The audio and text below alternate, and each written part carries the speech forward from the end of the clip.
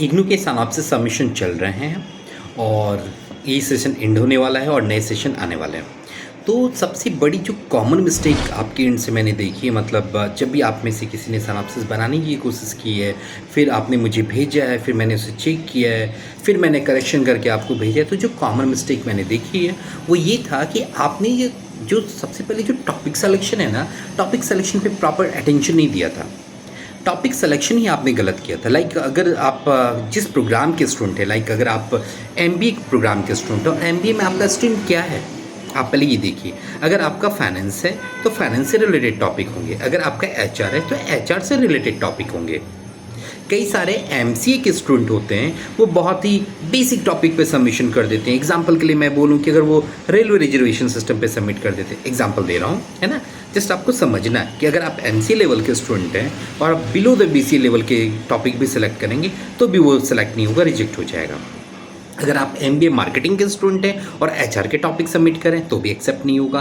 तो इन बातों का बहुत ही अच्छे से ध्यान रखना है आपको। तो पहला पॉइंट क्या हो गया, पहला जो टॉपिक जो होगा ना, टॉपिक पहले तो यूनिक होना चाहिए और टॉपिक बिल्कुल क्लियर होना चाहिए, आपकी स्ट्रीम से अलाइन होना चाहिए।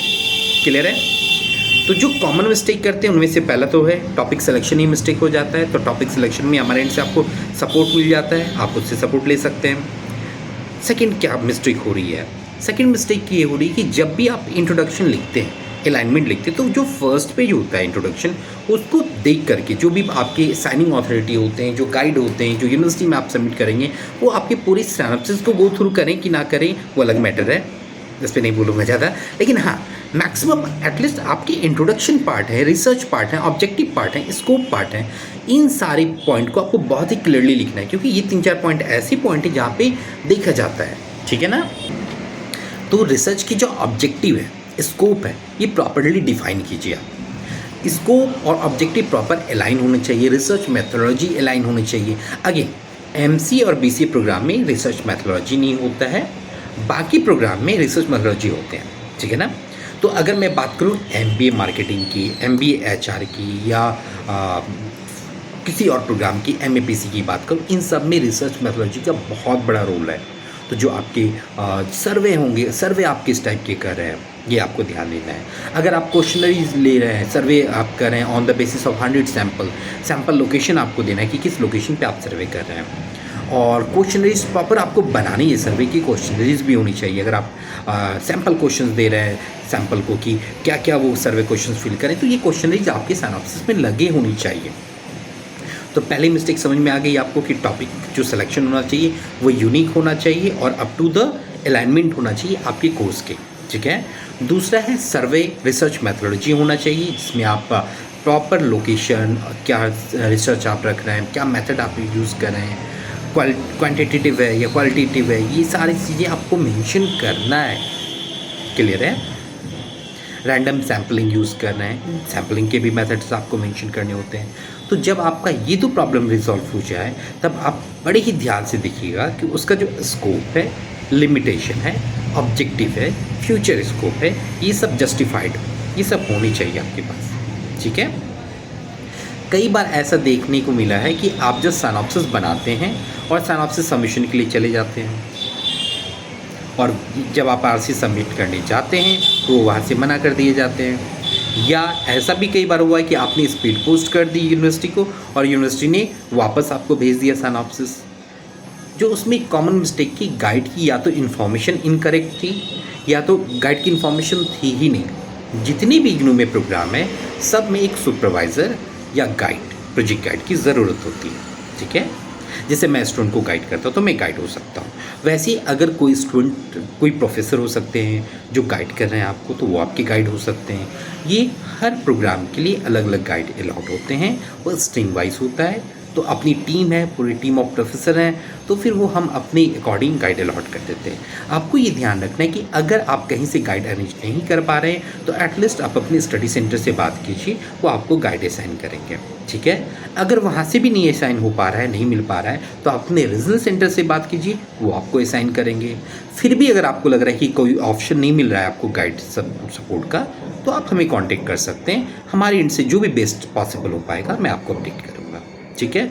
तो पहला आपने देखा कि टॉपिक आपने प्रॉपर रख लिया, जो रिसर्च मैथोडोलॉजी था वो प्रॉपर रख लिया, इंट्रोडक्शन रख लिया, ऑब्जेक्टिव, ये सारी चीज़ें हो गई, गाइड भी प्रॉपर हो गया। अब मेन कॉमन मिस्टेक जो होती है वो है फॉर्म फिल करते समय। आपको हमेशा ध्यान रखना है जब भी आप साइनॉप्सिस सबमिट करते हैं उसमें एटलीस्ट 2 फॉर्म होते हैं। कौन कौन से? एक साइनॉप्सिस परफॉर्मर फॉर्म होगा और दूसरा सर्टिफिकेट ऑफ ऑथेंटिसिटी फॉर्म होगा। इसके अलावा भी फॉर्म हो सकते हैं, पर ये 2 कॉमन फॉर्म है जो हर प्रोग्राम में चाहिए ही चाहिए।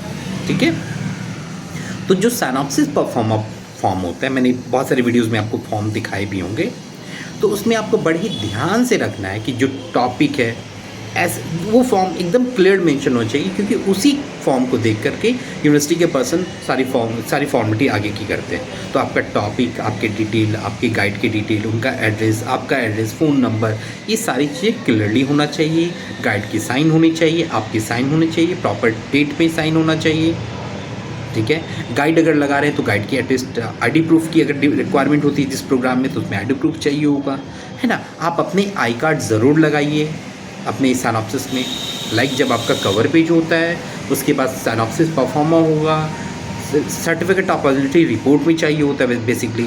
उसके बाद फिर आपका साइनॉप्सिस होगा, तो साइनॉप्सिस के ठीक पहले आप अपना इग्नू का जो आई कार्ड है, यूनिवर्सिटी का जो आई कार्ड है वो ज़रूर लगा दीजिए। ठीक है, इसके अलावा क्या किया आपने, जो फॉर्मेटिंग दिया, जो स्पेसिंग दिया, आपको रखना है फ़ॉन्ट साइज हमेशा 12 का या 14 रख सकते हैं, लेकिन आपके गाइडलाइन में 12 लिखा हुआ है, टाइम्स न्यू रोमन लिखा है, तो ये आपको फॉलो करना है। बेसिक सी बातें हैं।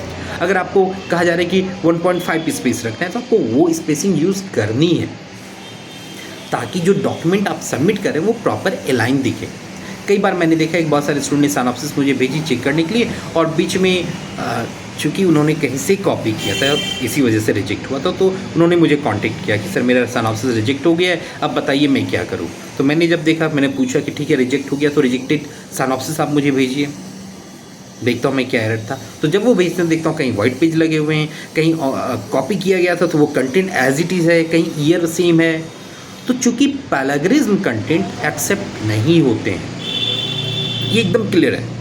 पहले हो जाते थे, अगर मैं बात करूँ 5, 6, 7, 10 ईयर्स पहले हो जाते थे। क्यों? क्योंकि उस समय आपके पास ऐसा कोई सिस्टम नहीं था जहाँ से यूनिवर्सिटी चेक कर पाए कि आपके कंटेंट किसी से मैच करते हैं या नहीं करते हैं।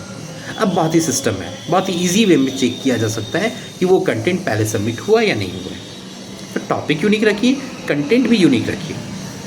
ठीक है, जैसा कि हमारे एंड से अगर स्टूडेंट को मिलता है, जो भी सपोर्ट मिलता है, अगर मैं कोई टॉपिक एक स्टूडेंट को अलॉट कर देता हूँ तो वो दूसरे स्टूडेंट को अलॉट नहीं करता हूँ, और यही वजह कि जो भी सबमिशन होता है वो अप्रूव हो जाता है। तो बस आपको ये बात ही ध्यान रखनी है कि कोई भी कॉपीड वर्क आपको सबमिट नहीं करना है। ठीक है, तो इन बातों को आप ध्यान में रखिए और प्रॉपर स्पाइरल बाइंडिंग में सबमिट कीजिए। अगर आप ऑफलाइन सबमिट करने जा रहे हैं तो स्टेपल बाइंडिंग सबमिट नहीं होता है, स्टेपल करके अगर आप सबमिट करेंगे तो वो वैसे भी नहीं लेंगे। अगर आपने कुरियर कर दिया तो भी वो रिजेक्ट होकर आ जाएगा वापस। तो स्पाइरल बाइंडिंग कीजिए।